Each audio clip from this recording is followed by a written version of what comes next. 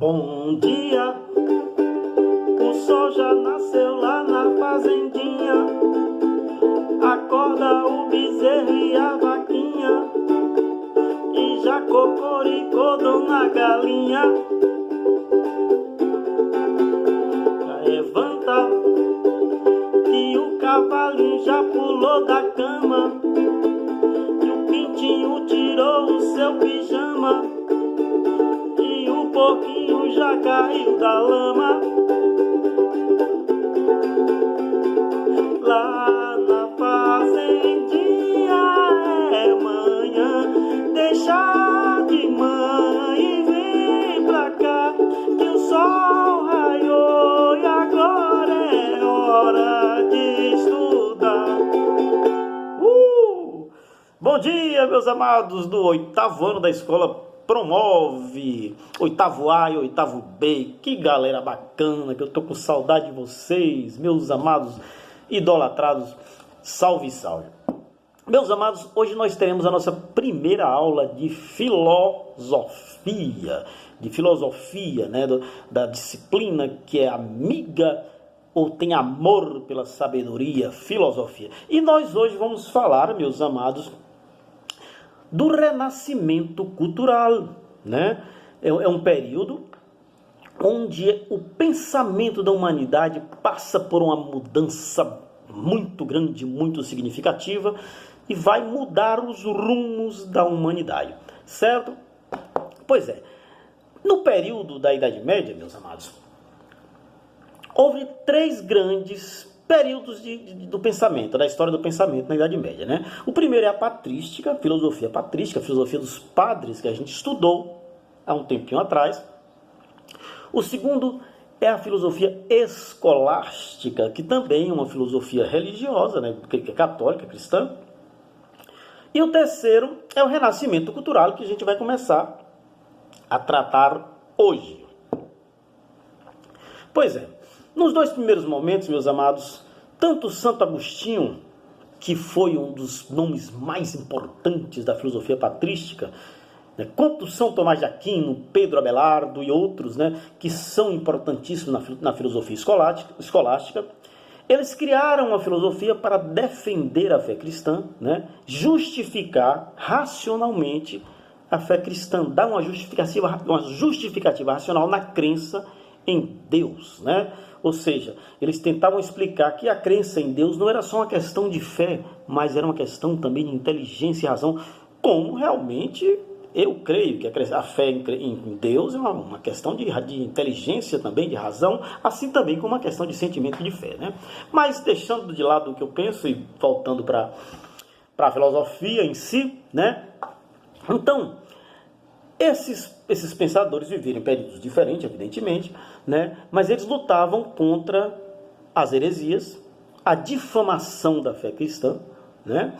E usavam a filosofia para fortalecer a fé cristã, né?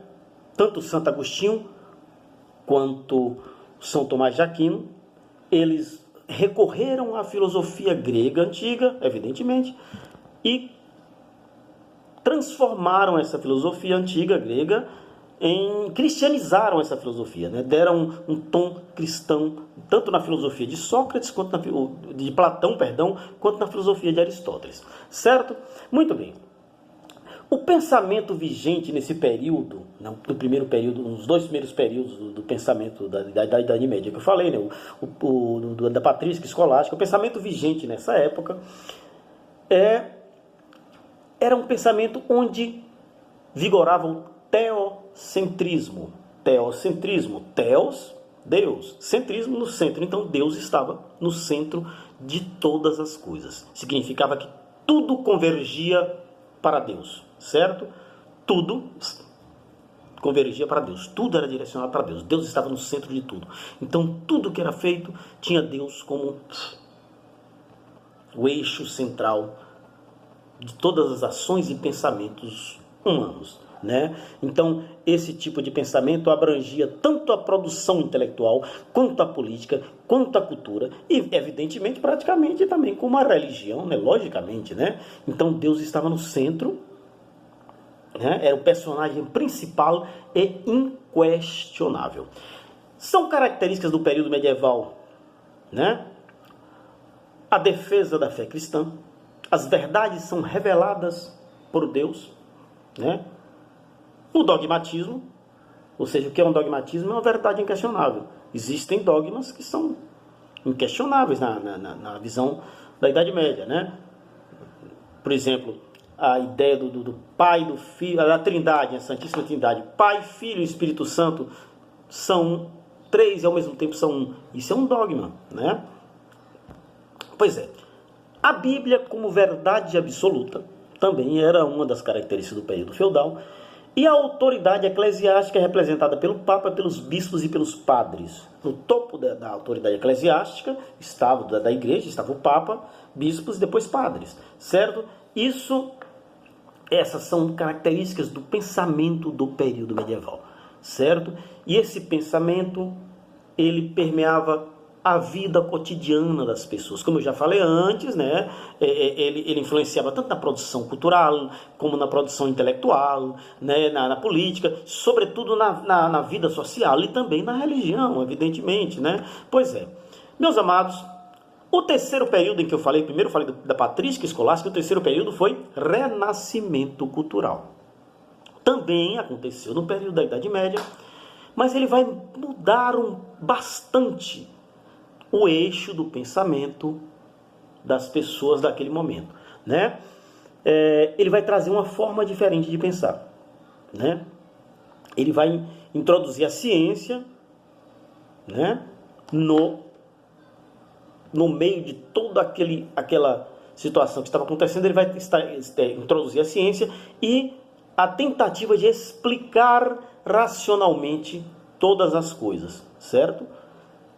Tentativa de explicar tudo, olhar o mundo a partir dos olhos da ciência ou da razão, né? Então, são características do período renascentista. Conhecimento ganha independência em relação à religião, né? Antes a religião, toda a verdade era relatada primeiro era revelada por Deus e a Bíblia era a verdade absoluta, né? E aí nesse momento há um desprendimento do conhecimento científico, né, em relação à religião. Mas olha que coisa mais curiosa, meus amados. Comumente as pessoas pensam que a Igreja Católica, na sua história, ela foi contra a ciência, né? A Igreja Católica foi contra a ciência, tal coisa. E na verdade não foi. Se vocês forem fazer uma pequena pesquisa, vocês vão perceber que grandes pensadores da ciência eram membros da Igreja Católica, né? Por exemplo, o monge Bacon, né? Não é Bacon Toucinho, não, Bacon, né? O fundador do método científico era um monge católico, né? Tem um padre, a teoria do Big Bang, né? Aquela teoria é também de um padre, se não me engano o nome dele é Padre Lemaitre, é francês o nome, Lemaitre, né? Então, um teórico da Igreja Católica. Então, dentro da Igreja Católica existiram muitos cientistas também, lógico. E a ciência ela surge tendo a Igreja Católica como um forte base, um forte sustentáculo, um alicerce, né? Muitos padres entraram na ciência, né? Então, se a gente pesquisar um pouquinho, a gente vai saber disso. Eu recomendo aos meus amados a entrarem no YouTube e pesquisarem assim, ó, Igreja Católica fundadora da civilização ocidental. E aí vocês vão encontrar uma série lançada na TV inglesa, onde, se não me engano, são 8 capítulos, onde vai contar as contribuições da Igreja Católica durante a formação e o desenvolvimento da ciência, das ciências em geral. Não só a ciência, mas em vários ramos da ciência, a Igreja Católica esteve presente, né? Muito bem. Então, voltando para cá. Característica do período renascentista: conhecimento ganha independência em relação à religião. A retomada dos valores da cultura clássica, ou seja, dos valores gregos. Aí, qual o nome do período? Renascimento. Renascimento de quê? Renascimento só pode ser algo que já tinha nascido antes. Renascer, nasce de novo, né? Esses valores clássicos são os valores gregos, né? Os valores gregos renasceram nesse período, né? Nova corrente filosófica também, que vai se destacar, vai surgir nesse momento, é a corrente do humanismo, né? O conhecimento ele passa a ser buscado em diversas áreas também, certo? E muitos filósofos antigos eles foram trazidos de volta, né? Platão, Aristóteles, Sêneca, Virgílio, entre outros, têm suas obras traduzidas e estudadas pelos estudiosos da época, evidentemente, né? Pois é. E novamente eu volto aqui para enfatizar o papel da Igreja Católica até nessa retomada do conhecimento dos filósofos antigos, né? Todo o conhecimento, a grande maioria do conhecimento que sobreviveu depois da queda do Império Romano, né? Aí os bárbaros tomaram conta, aí surgiu o feudalismo e tal. Depois da queda do Império Romano, todo o conhecimento que sobreviveu e chegou até nós, a grande maioria foi guardada ou copiada pelos monges copistas. Lembra que eu falei dos monges copistas do passado? Existiam monges que se encerravam em mosteiros e tinham a função de copiar livros. Olha só que coisa interessante. O monge chegava com uma pena, que era a caneta da época, era uma pena, um tinteiro do lado aqui, mergulhava a pena na tinta e escrevia página por página, copiava página por página do original, e aí fazia cópias de livros. Olha o trabalhão que dava, né? Imagine, hoje em dia você vai na internet, você vai no seu computador, digita lá e imprime tudo. Naquela época não, naquela época era copiado. Monges copistas, certo? Então, meus amados, todo esse conhecimento que vai retomar, vai renascer, né, o conhecimento de Aristóteles, Platão, né, de muitos pensadores da antiguidade, eles foram, muitos deles foram guardados nos mosteiros, reproduzidos pelos monges copistas e num dado momento específico, legados, entregues à humanidade pela Igreja Católica. Para vocês terem ideia, pesquisem um pouco sobre a origem da universidade. E vocês vão perceber que a Igreja Católica também fundou a universidade, né? Então, é importante reconhecer o papel dessa instituição na história do saber, da ciência, do conhecimento, inclusive do conhecimento que nós temos hoje, certo? Muito bem, meus amados. Eu falei aí de uma das características do período do Renascimento, que é o humanismo, né? O humanismo está muito relacionado com a ideia de que os valores humanos, o ser humano, ele tem que ser colocado numa posição de destaque. Antes era teocentrismo, Deus estava no centro.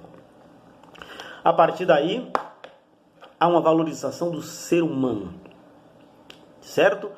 O indivíduo tem uma participação maior na vida da sociedade, né? O indivíduo passa a ser, o ser humano passa a ser o centro de tudo. Então sai o teocentrismo e coloca-se no lugar o antropocentrismo. Antropocentrismo, antropo-homem. Centrismo, evidentemente, naturalmente, centro. Então, antes, teocentrismo, Deus estava no centro. Teo, Deus, centro, centro. Então, Deus estava no centro. Agora, antropocentrismo. Antropo, homem, centro, centro. Então, quem está no centro? O homem, certo? Então, nesse período do Renascimento, sai de cena o teocentrismo e entra no seu lugar o antropocentrismo. Nome bonito é antropocentrismo. Antropocentrismo, né? Então, o antropocentrismo vai para o centro, né? Tá entendendo, Leonardo Centro-Sé, meu amigo? Pois é, né? Então, preste atenção. Então, meus amados, o humanismo, ele passa a ter um valor muito grande, certo? Nesse novo contexto, nessa nova forma de pensar, que é o período, que é proporcionada pelo período do Renascimento, certo, meus amados? Mas isso é um assunto, a sequência dessa aula é um assunto que nós trataremos em outro momento. Eu peço agora para os meus amados abrirem o módulo, estava com a saudade de falar isso para vocês, na página 406, 407. E façam a atividade da página 406, 407. certo? Então,